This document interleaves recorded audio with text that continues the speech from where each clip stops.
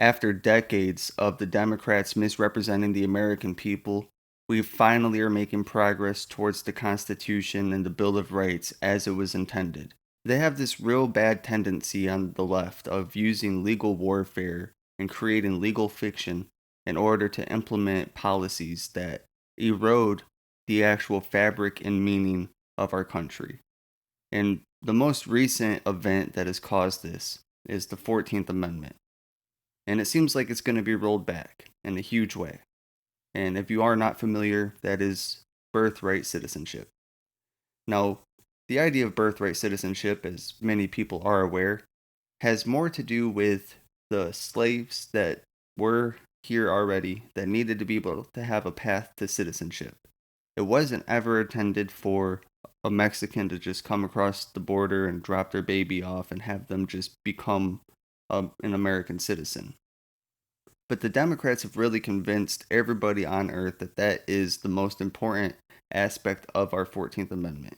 Is it was intended for anybody, it could be Castro's kid, could just be here and happen to be popped out of the on American soil, and then boom, that is now a citizen, and we have foreign adversaries with direct ties to the US presidency. It's not acceptable. Not only that, but it skews the voting numbers, which if redistricting ends up happening in Texas, I think that that might set a precedent that we could probably fix. But there's been a new ruling on birthright citizenship. The headline reads, Federal court makes fourth ruling against Trump administration's birthright citizenship order. A federal court has again blocked the Trump administration from enacting an executive order ending birthright citizenship. Now, this precedent is wild. And Tim Pool breaks this down very well, but it's the most accurate perspective on this. If they're going to rule that birthright citizenship is lawful, then that means that people that are not born do have human rights. And if that is the case, then what is the position on abortion? Because it doesn't make sense. You can't have in one hand this idea that every unborn baby has a path to citizenship because they have the right to citizenship, but yet also be willing to murder those same babies. Just doesn't make any sense. Article goes on to say, it was one of the first executive orders of President Donald Trump's second term, and it challenges the rights enshrined under the 14th Amendment, which guarantees anyone born in the United States is a United States citizen regardless of where the parents are from, which is not true. And later in this video, I will go over a little bit of the 14th Amendment, that there's nowhere in it where it says it like that. That is legal fiction at best. It goes on to say, several states, including Arizona, filed suit against the order, and those legal suits have been playing out ever since. Attorney General Chris Mays has also issued guidance clarifying that the order is currently blocked in full. Her statement came shortly after the United States Citizenship and Immigration Services issued guidance for carrying out the order despite court rulings. As the AP reports, this month, U.S. District Judge Deborah Boardman in Maryland ruled against the order once again, saying the administration can't withhold citizenship from those born to immigrants here either illegally or temporarily. Now, maybe there could be a legal argument for somebody that is here temporarily to have their kids be granted the same, at least temporary status that they have. And maybe there could be an amendment made so that way when the parent is trying to get the full citizenship, if they did have a kid, that maybe they could be umbrellaed into that. But the idea that they are just entitled to citizenship here is wild. Because really all it is a path to give foreign leaders a way to take over our government. I'm convinced that that is the real objective goal of this, beyond skewing voting measures and obstructing the will of the people. I really believe that they have communist friends that they would love to see take over our country and erode, like Zoran Mandami. It's insane to me that somebody like him could even hold an office, being here for less than 8 years as a U.S. citizen. But that's just one level of it. Imagine if he had just came here with his communist parents that I mean, I'll do a full breakdown on Zeram. I've been meaning to. It's going to happen. But it's so scary to think that we could have these types of people come here and just destroy the fabric and the meaning of this country. So let's break down the 14th Amendment. So, in Section 1, all persons born or naturalized in the United States and subject to the jurisdiction thereof are citizens of the United States and of the state wherein they reside. No state shall make or enforce any law which shall abridge the privileges or immunities of citizens of the United States, nor shall any state deprive any person of life, liberty, or property without due process of law, nor deny to any person within the jurisdiction the equal protection of the laws. So let's break that down. All persons, everybody born or naturalized. And you know what? Just to make sure that we don't have any disagreements about what that actually means, let's pull up the definition. Naturalized. It's an adjective of foreign admitted to the citizenship of a country, and in biology, of a plant or animal having become established and living wild in a region where it is not indigenous. Okay, so that is the definition of naturalized. All right, so let's just read this again really carefully. All persons born or naturalized in the United States and subject to the jurisdiction thereof are citizens of the United States. So, for this legal precedent to actually make sense for somebody that is not a legal citizen to be just born here, that means that the person does need to be subject to the jurisdiction thereof, which is why I think that the people that are here on a work visa that do have a kid here have some legal argument towards being able to umbrella their children into their path to citizenship, but only if they are subject to the jurisdiction thereof. In Section 2, representatives shall be apportioned among the several states according to their respective numbers, counting the whole number of persons in each state, excluding Indians not taxed.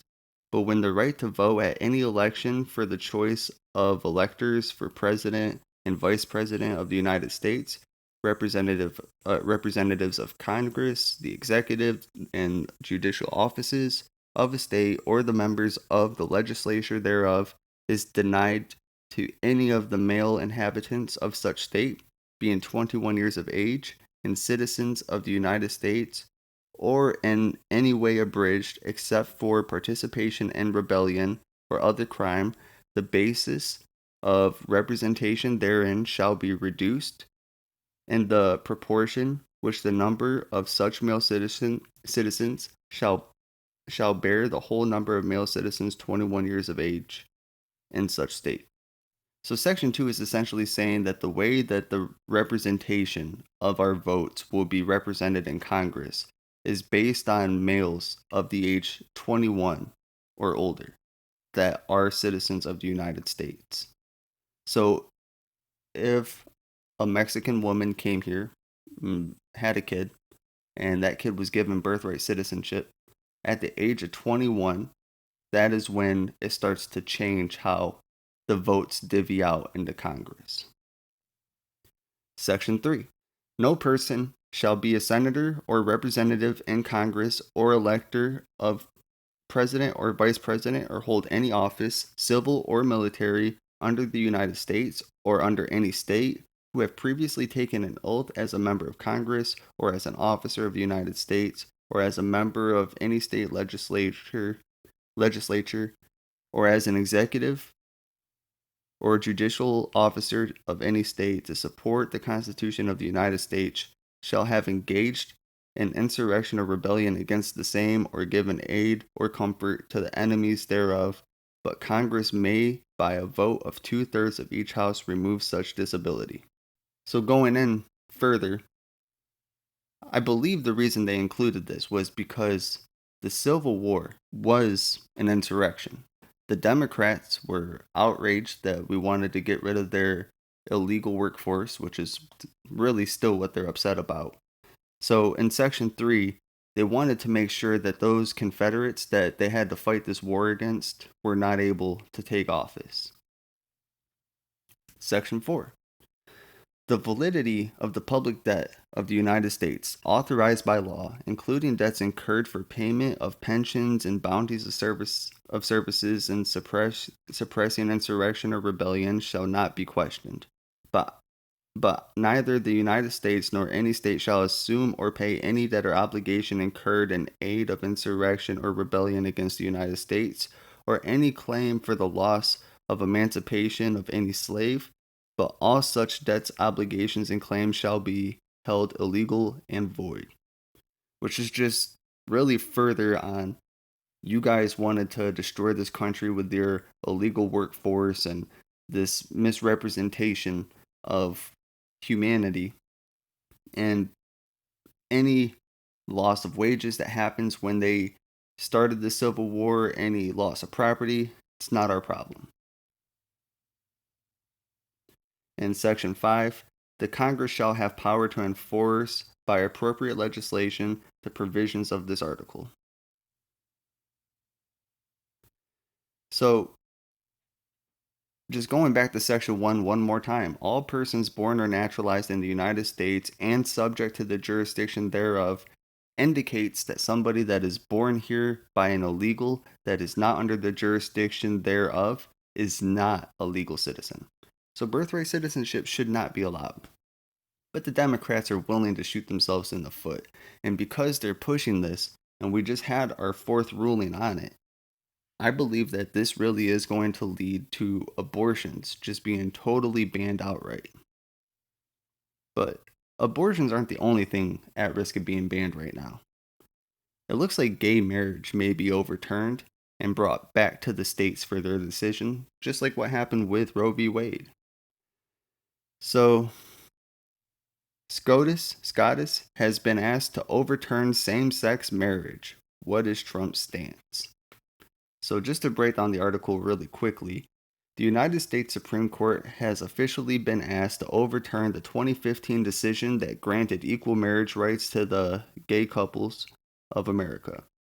Kim Davis, a former Kentucky county clerk who refused to issue marriage licenses, filed an appeal on July 24th about the compensation she was ordered to pay to a gay couple she denied a license. She asked a court which holds a conservative supermajority to overturn gay marriage. Legal experts doubt that it's going to happen, but they're full of crap. So, right now, the way that it's going to break down, we have 9 Supreme Court justices. You should know this if you passed high school. And if you look at how Roe v. Wade got through, and you count how many justices that are actually likely to vote in favor of bringing this back to the states, it's likely going to be 6 of them versus 3 no's. So 6 yeses, 3 no's. And I heard on a podcast yesterday, I don't even remember which one, but it's not out of the question that maybe it'll be 5-4, but 5 voting yes, overturn gay marriage. Now, my position on gay marriage is a little bit nuanced.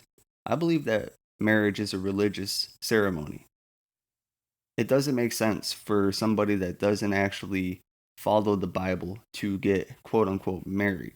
But I think that gay people should be able to have a civil union under the state where they get tax benefits and, things of that nature.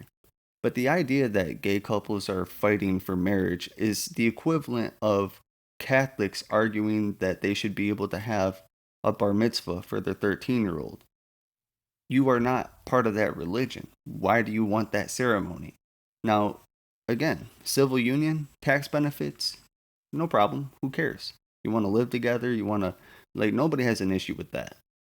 But I do think, just based on principles, it doesn't make any sense for gay marriage to be allowed because marriage is religious. It's like a bar mitzvah. But civil unions are totally acceptable. Have your contract with the state. Do your thing. Get your property taxes lowered. Do what you got to do. But it does seem extremely likely that we will see this happen. And then we're going to have backlash.